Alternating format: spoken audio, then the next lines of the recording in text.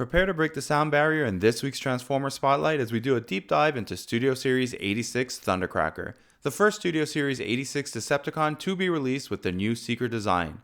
Scale, articulation, aesthetic, displays, we've got it all in this week's high-flying episode. Let's go.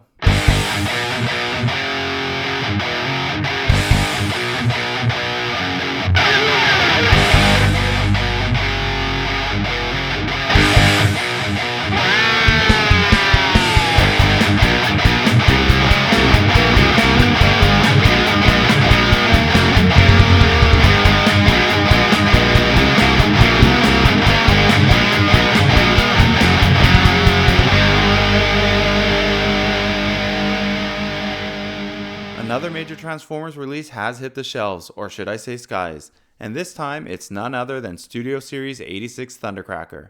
We haven't had a new Seeker design like this in years.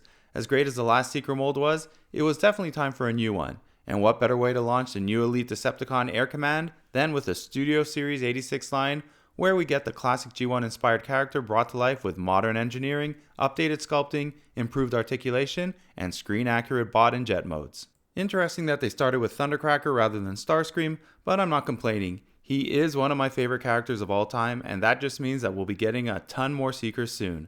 I'm going to give you my honest full take on this figure, scale it for you, and get us going with some great initial display ideas for the rebirth of the Seekers. All this and more, only at Heroic Nonsense. So here we are, though I still can't believe we're actually here. I suspected we'd eventually get some new Seeker molds, but still had some reservations that they were going to be part of the Studio Series 86 lineup.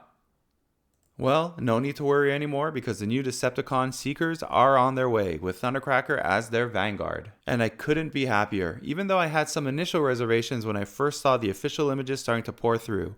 Now, having it in my hand, I think we have an almost perfect update to the Seeker design and a worthy successor to the previous War for Cybertron mold, and best yet, it's in the style of the G1 cartoon, specifically the 1986 Transformers animated movie. I know I've been throwing this term around a lot lately, but it 100% gives off mini masterpiece vibes as well. High level, I love this figure, but let's see what the fuss is all about as I break it all down in glorious detail. I mean, wow, look at this thing. If you didn't know the scale, you could easily think it was a high-end, premium Transformers release. The more I look at it, the more amazed I am with it, and the more excited I am to have Thundercracker and his brothers displayed in our collection.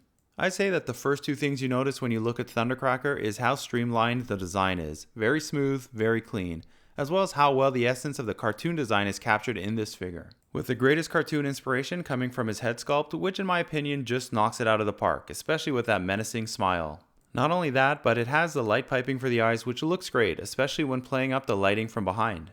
Honestly, this figure looks fantastic from every angle, including this side view, which is nice and sleek. I personally like the back stabilizers on the legs, but there is a special display feature that I will show in a bit. The back looks a bit busy, specifically around the wings, but doesn't take away from the overall look of the figure. Also, check out that awesome bit of engineering for the nose cone storage, one of my favorite new design features of this figure. The tips of the wings are also removable, though not entirely sure why. Perhaps it's to provide another way for displaying it, though the cartoon version always had the angular tips look. If anyone knows, let us know in the comments section. Another great new bit of engineering, hip swivel action, and the cockpit actually stays intact. There are a few areas where you can see some spaces, a very small part in the upper arm and right here at the shoulder, though I actually got used to it and kind of like the look now. Although the fingers aren't articulated, which would have been a nice bonus, they are properly proportioned and nicely designed, unlike, for example, the aerial bot fists. And that new display feature they added, you can remove the stabilizer wings to recreate that classic cartoon look. And those stabilizers conveniently store on the back wings so you can keep them close by. A bit of parts forming, but only if you want to, and nicely engineered for a figure of this size and price point. Took me a bit of time to find the right positioning, but Thundercracker can be posed kneeling like this. And once you find the sweet spot, he actually looks incredible displayed this way. I can only imagine how great the trinity of Seekers will look when they're finally displayed together. Happy to say that he can be posed in a walking position fairly easily, and also looks fantastic. This one seemingly coming right out of the cartoon. Better yet, he can run, and not just run, but actually look good doing it too. As for his head, it generally rotates, but it can also look up to a certain degree, which makes for this awesome pose, probably my favorite of the bunch. And finally, his lower arms also rotate so that you can place his fists on his hips like this, adding another great display option for your soon-to-be growing Seeker team. My take on the robot mode? I love it. Yes, it's a bit light on detail, instead focusing on the three main primary colors and a smoother, more cartoon aesthetic, but it's so well done and just looks incredible. I can't imagine a Seeker fan not wanting this as part of their collection. Now onto the jet mode, based off of the iconic F-15 design which we all know and love. And while I think they did a bit of a better job on Thundercracker's bot mode, which had to be perfect, the jet design is pretty close. Yes, there are some pieces that stand out like near the air intakes as well as the back landing gear area, but otherwise, it's a really nice version of the F-15 Seeker with some innovative engineering which we'll see more of during the transformation, and which makes it pretty fun to transform. High level, Thundercracker's alt mode looks really good. I love the lighter coloring here as well as the molded in designs balancing the cartoon look with a more real world aesthetic. From most angles, the jet mode is really sleek and otherwise indistinguishable from a model airplane of this scale. Even from this angle, which arguably is the most revealing, it mostly looks really good. I think if they were able to integrate the feet at the back a bit better and add some wheels as landing gear, you'd have a perfect alt mode. And yes, we finally get some front landing gear which folds away when Thundercracker is in flight. I wish they would have been able to hide these two screw holes on this side of the plane though. The back is probably the closest we'll ever get to an actual F-15 in Transformers form. Look at those tailpipes and the surrounding frame. I don't think we ever got anything this realistic other than on Masterpiece. And another bonus, the cockpit actually opens. I mean, this mode really has it all. The underneath is a bit messier, but not terrible. It took a bit for me to get used to the open part of the body, but to be honest, you don't generally see it from most angles. Perhaps a third party will come up with an interesting way to fill it out. A fun little thing you can do with the second port under the wing is hide the Megatron laser that comes with Studio Series 86 Megatron. It's a nice way to combine the two in the loose sense of the word, and it hides away nicely. Ultimately, I'm really happy with this F-15 design for Studio Series 86 Thundercracker, and as I said earlier, he's a great successor to the War for Cybertron mold, which we'll compare in the next section. What do you guys think? Open it up for discussion in the comment section. Alright, onto the comparison section, and we have some great examples of scale here, plus some comparisons to a bunch of other Thundercracker molds, including Earthrise Thundercracker. But let's first take a look at how he compares to other important figures in the line, starting with Scourge, which for me is my favorite one for the moment. Seeing them next to each other in these movie-accurate designs is so trippy. I love it. The next most important comparison is how he looks next to Studio Series 86 Megatron, and I think it generally hits the mark. Perhaps I'd have liked to have seen the new Seekers slightly bigger, but makes sense. And from a purely design perspective, they look great next to each other. Another great bot mode that I think displays really nicely with SS86 Thundercracker is Blitzwing, and I also like the way they scale here. Not sure if we'll be getting official Studio Series 86 Insecticons, but I treat ours as if they are Studio Series. I mean, they generally have that look and feel of the cartoon, so for now, I'm keeping them with our Studio Series collection.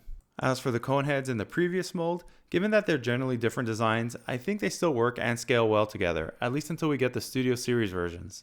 Another Studio Series bot, this time on the Autobot side, and given their hugely different alt modes, the bot modes next to each other works for me. I really like that we're building up the most G1 accurate versions of the Transformers, and finally getting to the Decepticons. Really, this is the way our young minds always imagined they would look like in toy form. No Studio Series 86 Soundwave just yet, but this Core Class Rumble is just perfect. And finally, War for Cybertron Earthrise Thundercracker. And yes, they're completely different in bot mode. Earthrise Thundercracker has a more gritty, darker comic book design for sure, while SS86 scraps it all for the G1 cartoon feel. But Earthrise still holds up remarkably well. If I had to choose between the two, I think I'm into the SS86 camp now. I mean, this is the Thundercracker I grew up with, but I can totally see how others would prefer the Earthrise mode as well. The side views are very similar, though not sure where I prefer the stabilizers on the legs. The backs are fairly similar as well, but I have to say that Studio Series 86 Thundercracker wins hands down on how they integrated the nose cone and cockpit. When you add in the ability to swivel at the hips and lower arms with the lasers, it's easy to see why it was time to update the Earthrise design. And what's great is that you get not only a refresh of the character, but I would say is a completely different design, meaning there's room for both in your collection. When it comes to the jet modes, they're really very similar, and I think Earthrise still holds up extremely well. They're mostly the same in look and feel, but you do finally get some landing gear for poor Thundercracker, which I think was a big miss on the old design. From most angles, you really can't pick out any major differences. Until you get to the back where Studio Series 86 beats Earthrise with the more realistic rounded tailpipes, no competition. Both suffer from that empty chest syndrome, with SS86 maybe showcasing it a bit more in this position. But again, in most cases you wouldn't see either one displayed unless you were really looking. Look, the truth is, it's hard for me to let go of the previous design. As many of you know, the Seekers are my favorites. They always have been, and we collected a lot of the War for Cybertron styled releases over the years. More importantly, those were the Seekers my boys started collecting with their daddy, so it's a bittersweet ending. However, that doesn't mean you have to get rid of them. Earthrise still holds up, which means you can now have displays showcasing both modes from these different bots rather than buying two of the same. We'll see more of that in the display ideas section. As for Studio Series 86 Megatron, in his, some would say, controversial alt mode, next to Thundercracker, I like it. It means you can actually display Megatron if you wanted to next to a transformed Thundercracker, and they look pretty decent scale-wise, for a toy of course. Some fun comparisons where universes collide, here using Kingdom Cyclonus, which to me is basically Studio Series. Also gives you an idea once they start with the repaints how these two molds will look together. Same for Scourge, which we know is Thundercracker's rebuilt body coming out of the 86 movie. I honestly just love having these two next to each other. Crazy to imagine that they are essentially the same bot. What a storyline. I don't think there will ever be a way to get a full-size jet scaled correctly with the Transformers cars and have their bot modes generally line up. But these alt modes, especially in a dynamic display, don't look half bad. While I don't have the most recent version of Masterpiece Thundercracker, which I'd say would have been the closest comparison in design to SS86 Thundercracker, it's still fun to see how these two lines compare and how SS86 Thundercracker in some respects is actually superior to the Masterpiece design.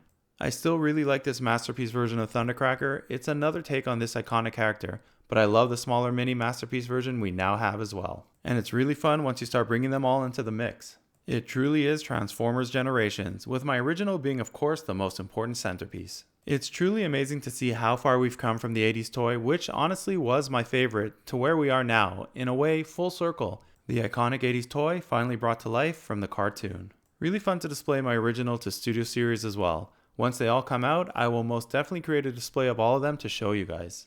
I wonder if they'll ever do a retro version like G.I. Joe Classified has been doing, giving this Thundercracker the darker shade from the toy, bigger Decepticon symbols, and additional stickers.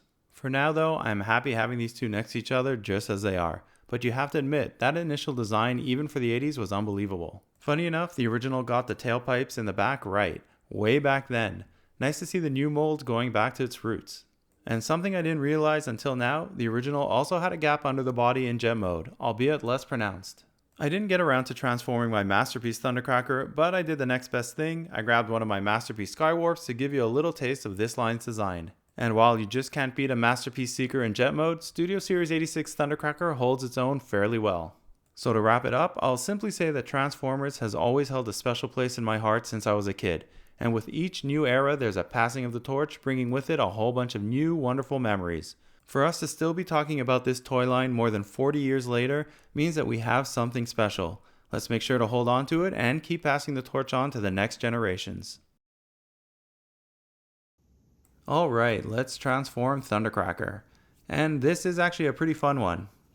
So first thing we're going to do is take off a whole bunch of these pieces. So we'll take off these lasers, which is typical of pretty much every Thundercracker. But we'll also take off the stabilizers from the legs just because it's just easier to transform. You don't have to necessarily. Then we'll move on to the hands. We'll open it up and then flip it in.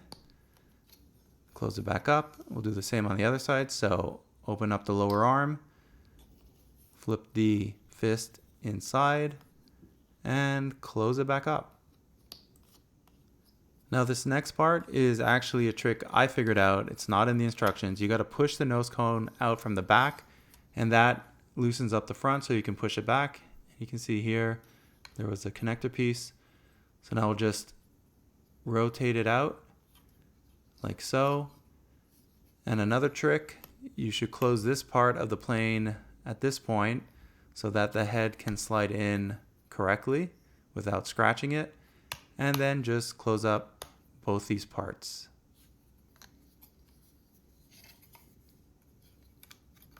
Now for this part of the transformation, we're going to lift up the chest slightly just to loosen up the arms.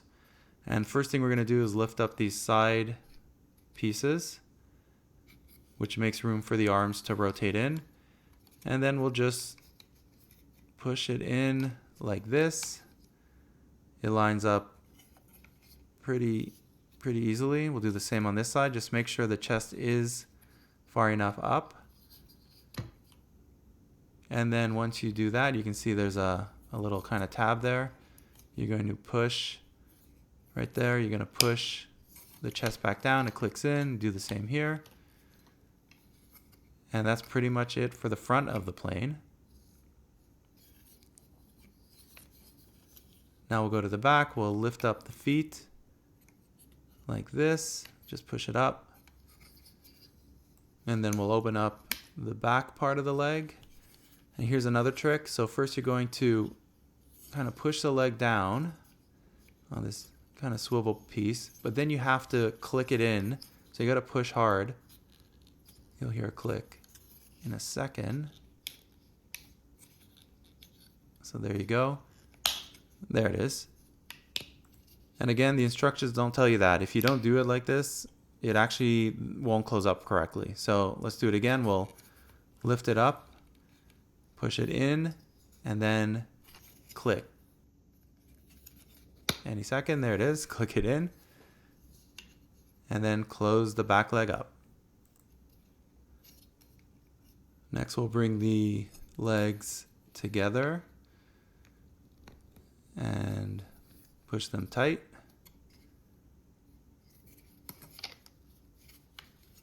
Make sure everything's still in place. This has to be really lined up correctly and straight so that you can then push this kind of connector piece between the front and the back down, and then you got to click it in like that.